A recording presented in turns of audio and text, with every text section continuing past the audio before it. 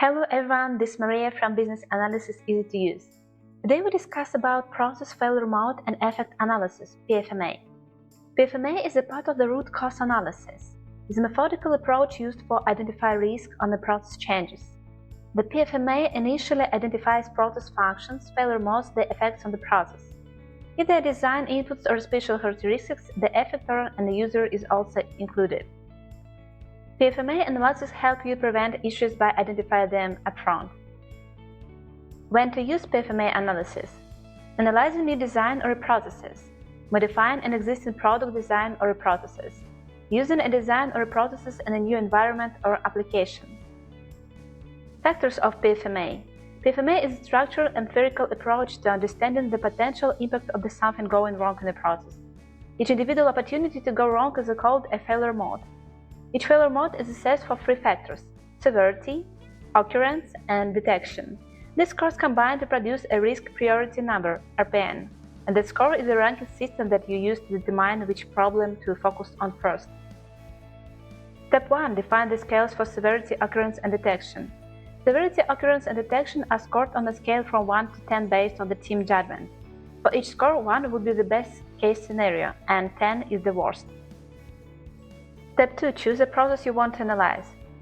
Identify what product or process you want to assess and prepare a flow diagram with the current state as is model.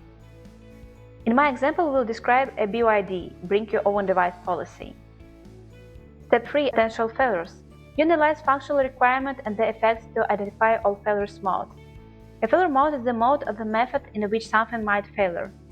You need to identify how works your manufacturing process and what are the steps for it.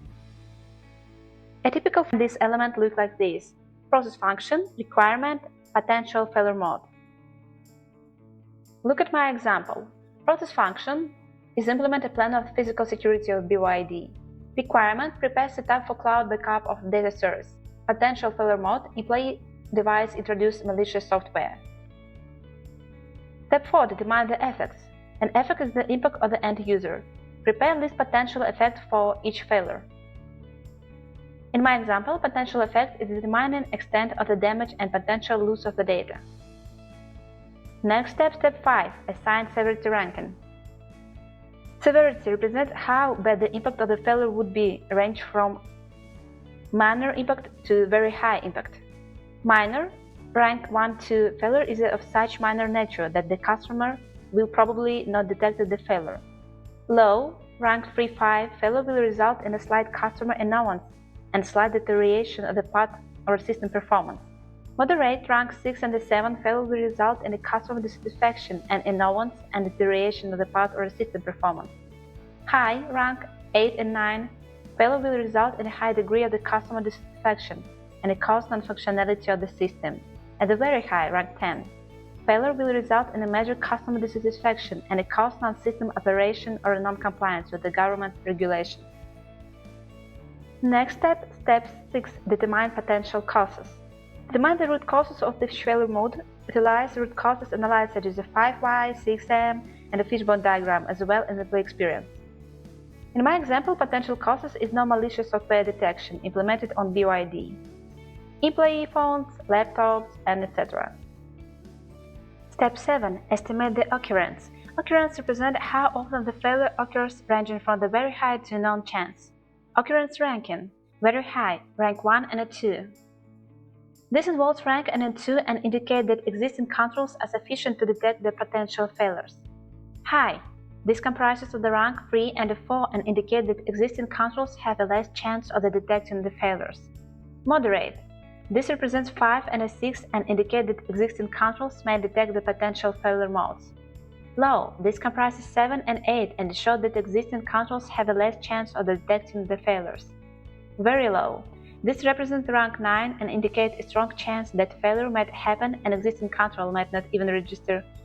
No chance: this represents rank 10, which shows that failures are certain to happen and existing control will not even detect its presence. Occurrence is equal to 5. Step 8. Define current control. For each potential causes, list the current control measures in place to prevent failures. There are things like procedures, tests, inspection, and other mechanisms. In my example, we prepare current process controls such as a check employee phone and employee laptop every month. Step 9. Estimate the detection. Detection represents how likely you are to catch the failure. Remote, this is rank 1.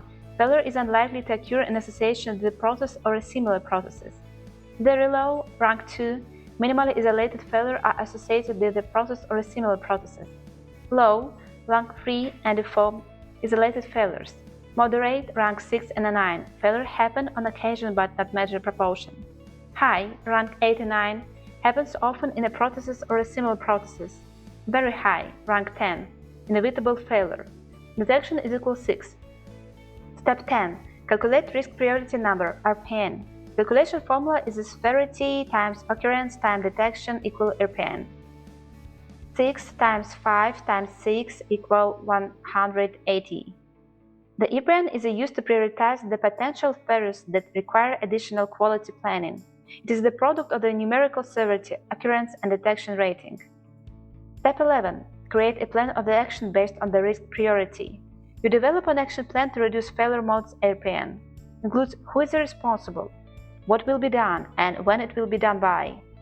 In my example action plan, prepare a new design or BYD policy. Step 12. Recalculate RPN. Recalculate a failure mode's RPN once action has been taken reduced is to ensure they had a positive effect. Look at a completed example.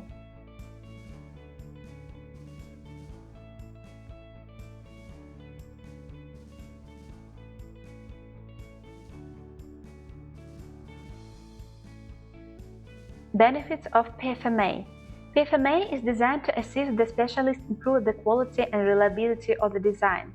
Properly used, the PFMEA provides the several benefits. Among others, these benefits include improved product process reliability and quality, increased customer satisfaction, early identification and elimination of potential product process failure modes, prioritize product processes deficiency, capture engineering organization knowledge, emphasize problem prevention, document risk and action taken to reduce risk. Thank you for watching, and I see you.